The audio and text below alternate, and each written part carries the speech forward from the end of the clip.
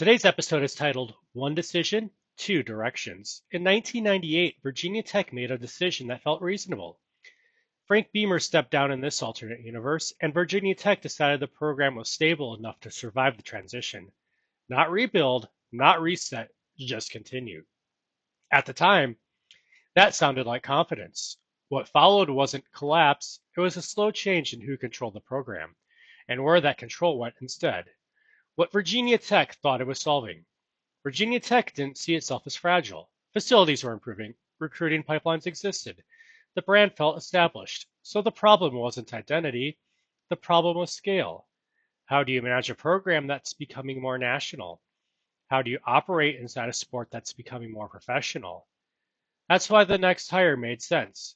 Jim Fossil, an NFL head coach, a recognizable name, someone who looked like he could manage complexity. The belief under it all was simple. The program is the system now, the coach just needs to operate it.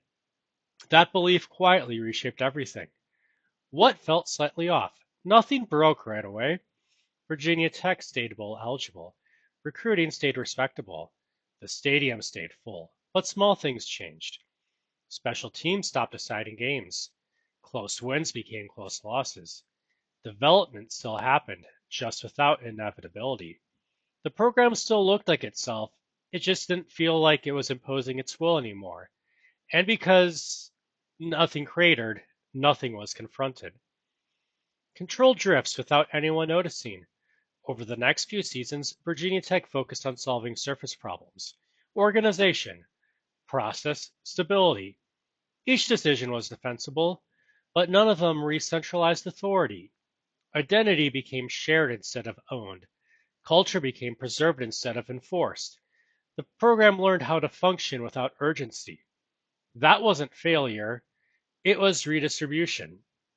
Where that control reappears. Here's the part that matters. The system Virginia Tech believed it had outgrown didn't disappear, it resurfaced elsewhere. At Michigan State, Beamer was given full authority, not just to coach, but to define. And familiar patterns emerged.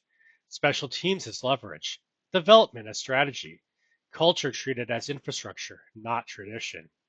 Michigan State doesn't spike overnight. It stabilized, then it scaled. This isn't about Beamer being irreplaceable.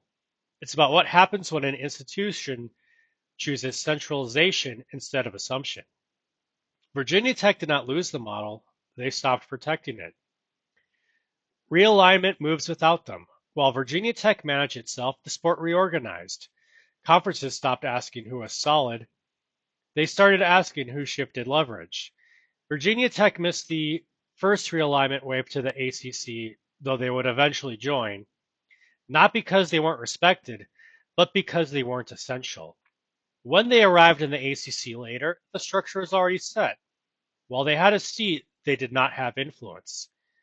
That difference lasts longer than any coach. The late swing. Years later, Virginia Tech recognizes the pattern. Stability didn't restore control.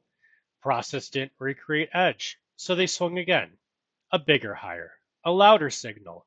An attempt to reclaim authority. And for a moment it works. Defense sharpens. Recruiting bumps. The program feels awake, but the context has changed. Other programs aren't rebuilding anymore, they're scaling. Virginia Tech didn't miss on the idea, they missed on the timing. Legacy look. By the early 2010s, Virginia Tech becomes something very specific. Not bad, not forgotten, respected, predictable. They're dangerous on a given Saturday, but not positioned to change tiers. This is a legacy lock, where your identity is strong enough to preserve, but too rigid to evolve. The questions change. Not how do we break the system, but how do we protect what we still do well? NIL and the portal turn drift into erosion. When NIL becomes legal, it doesn't create inequality, it reveals it. Programs with leverage move fast. Programs with caution move carefully. Virginia Tech chooses order, compliance, guardrails. Not wrong, just slower than the moment. The transfer portal accelerates everything. Players Virginia Tech develop leave upward. Replacements are solid, but rarely transformative. The program becomes a producer for the ecosystem.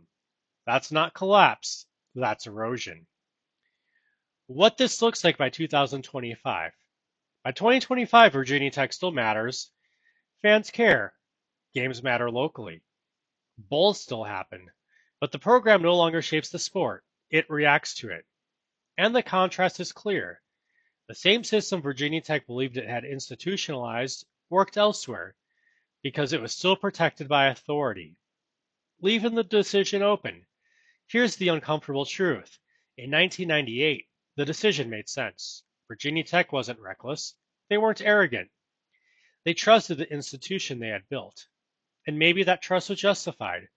Or maybe it quietly shifted control from identity to structure, from urgency to preservation. That's not failure, it's a trade off.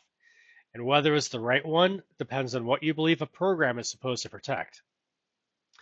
If you enjoyed this kind of institutional deep dive, hit like so YouTube knows to show it to more people. Drop a comment with where you think the real turning point was, not the obvious one, the subtle one. And subscribe if you want more stories about how one reasonable decision can quietly reshape everything that follows.